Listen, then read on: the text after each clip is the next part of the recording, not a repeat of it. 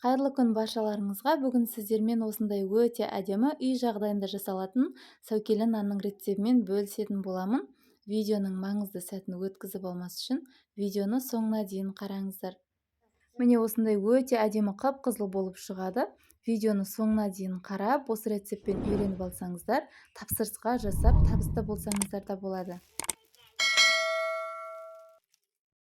Ең алдымен ыдысымызға жылы суымызды құйып, үстінен бір ас қасық құрғақ ашытқымызды салып, осылай араластырып, бетін жауып қойып қоямыз. Бөлек ыдысымызға жылы сүтімізді құйып аламыз. Алдын ала өлшеп алған қантымызды саламыз. Бір дана жұмыртқамызды салып алып, үстінен 2 шай қасық тұз саламыз. Сұйық майымызды құйып, жаңағы дайындап алған апарамызды құямыз және де барлығын жақсылап араластырып алатын боламыз. Біркелкі масса болғанға дейін жақсылап араластырып аламыз. Жақсылап араластырып болғаннан соң, алдын ала електен өткізіп алған ұнымызды сала отырып, қаттылау етіп қамырын елеп алатын боламыз. Қамырдың қаттылау болғаны өте маңызды, себебі жұмсақ болса, сәукеле нанымыз өзінің формасын ұстап тұра алмай қалады. Сол үшін де осылай барынша қаттылау қылыңыздар. Қамырды илеп болғаннан кейін осылай шамамен үстінен 2 ас қасық көлемінде сұйық май құйып, жақсылап осылай сіңгенге дейін бір илеп алатын боламыз. Бетін жауып 2 сағатқа жылы жерге қалдырамыз. Қамырымыз қатты болғандықтан өте қатты көтерілмейді. Сол үшін де 2 сағаттан соң алып жасай береміз. Міне бізде арада 2 сағат уақыт өтті. Қамырымызды алып, сәукеле нанымызды жасауға кірісеміз. Мендегі форма кішкентай болғандықтан, дәл осы рецептпен 4 сәукеле нан шығатын болды. Бірақ мен 2 сәукеле нан жасадым және де 1 кішкентай нан жасадым. Ал енді сәукеле нандарымызды жасауға кірісеміз. Бізге сәукеле нанның аяқ жағына қою үшін 60 грамм қамыр қажет болады. Енді бұл қамырымызды сәукеленің өзін жасау үшін кесіп алдық. Бізде бұл 150 грамм болу керек. Енді сәукеле нанымыздың қамырын жайып аламыз. Ұзыннан етіп жайып аламыз, сонда бізге формасын жасауға өте ыңғайлы болады.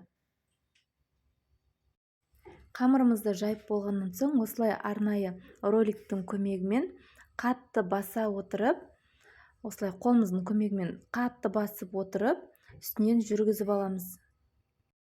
Сонда біздің сәукеле нанымыз өте әдемі, ерекше көрінетін болады. Қазір сіздерге екінші қамырды тағы да кесіп көрсететін боламын. Міне дәл осылай қойып алып, үстінен қолымызбен қатты баса отырып, жүргізіп шығамыз. Бізде барлық жері бірдей ашылмайды, себебі бізде бұл қамырымыз қатты. Ашылмай қалған жерлерін пышақтың көмегімен ашып алатын боламыз.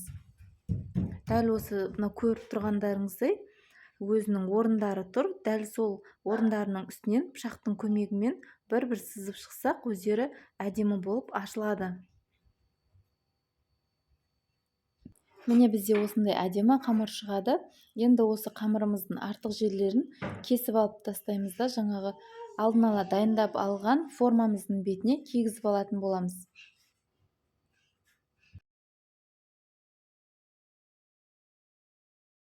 Міне біздегі форма, ішінде картон қағаз, сыртынан фольга кигізіп қойдық. Енді осы фольгамыздың сыртынан қамырымыз жабысып қалмас үшін май жағып шықтым. Енді қамырымызды осылай жақсылап әдемілеп тұрып, формамызға кигізіп аламыз. Астыңғы жақтарын толығымен жабыстырамыз. Қамырымыз қатты болғандықтан жабысуы қиын болады. Мен зубочистканың көмегімен қыстырып қойдым. Астыңғы жағын сулап жабыстырып шықтым.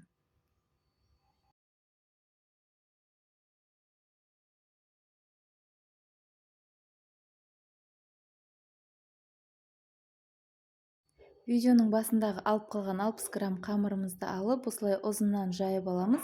Біз бұны сәукеленің астыңғы бөлігіне дәл осылай орап алып, жабыстырып шығатын боламыз. Сулап жабыстырсаңыздар да болады. Міне осылайша қамырымызды сәукеле нанның формасына жайғастырып алдық. Енді кезекте Сәукеле нанымыздың бетіне жұмыртқаның сарысымен 1 шай қасық сүтті араластырып жағып алатын боламыз. Сонда біздің сәукеле нандарымыз жып-жылтыр, өте әдемі болып піседі. Жұмыртқасын жағып болғаннан соң беттеріне қалауыңыз бойынша күнжіт немесе мак сепсеңіздер болады. Мен екеуін де септім. Тағы да бір ескеретін жағдай, пешті алдын ала қыздырып қоймаймыз. Себебі біздің сәукеле нанымыздың формасын жоғалтып алмас үшін мен арасына кішкентай ғана әселдің банкаларын қойып шықтым.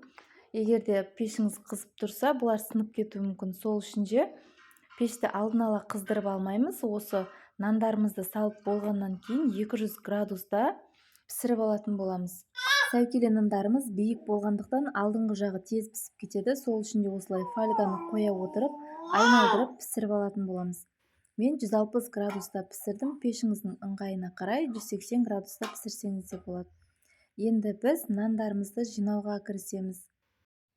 Ең бірінші осындай ең үлкен жұмсақ нанымызды салып аламыз. Нандардың рецебі менің осы YouTube каналымда бар.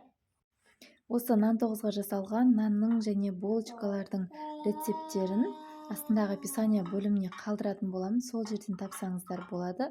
Міне біздің сәукеле нандарымыз сондай әдемі қып-қызыл болып пісіп шықты. Және де дәл осы булочкалардың рецебінде менің YouTube каналымнан таба аласыздар. Мен барлығын бұрынғы видеоларымда жасаған болатынмын. Тура менің рецебім бойынша жасасаңыздар, булочкаларыңыз өте жұп-жұмсақ, әдемі үлпілдек болып шығады. Осымен біздің сәукеле нанымыз және нан тоғызымыз дайын. Барлығын осылай пакетикке жинап, аузын әдемі етіп, бантикпен түйіп қоямыз. Дәл осы менің рецебім бойынша жасап, тапсырысқа дайындап, табыс тапсаңыздар да болады. Міне біздің үй жағдайында жасалған нан тоғызымыз өте әдемі болып тұр. Видео рецепт сіздерге пайдалы болған болса, видеоға лайк басып, пікір қалдырыңыздар. Назарларыңызға көп-көп рахмет.